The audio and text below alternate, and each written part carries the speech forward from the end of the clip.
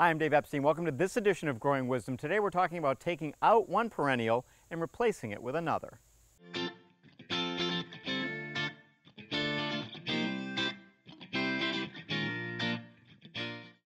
In one area of my garden, I have a lot of those orange daylilies. It's the native daylily around here in the Northeast, and as you can see from this picture, they bloom this orange color, and if you like orange, it's really a nice plant in the garden. The problem is I have too many of them. They really spread, and now they're all over the garden, so I want to take them out and replace it with something else. So the daylilies get to be about 3.5, maybe even 4 feet tall while they're blooming, and I want to replace it with something about equal height.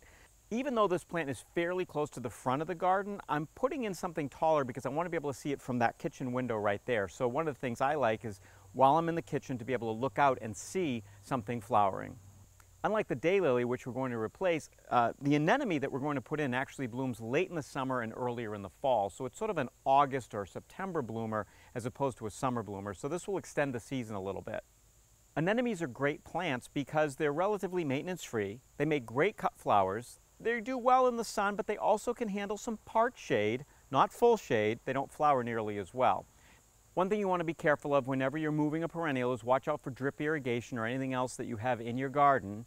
Another good time to do this of the year is late summer or early fall because you can take the daylilies out after they bloom, and if you do want to replant them somewhere else or maybe just give them away, this is a perfect time to do it. The variety of anemone I'm planting today is Honorine Jobert, and this particular variety is white. There are other varieties which are pink or even some purple ones. I like the white.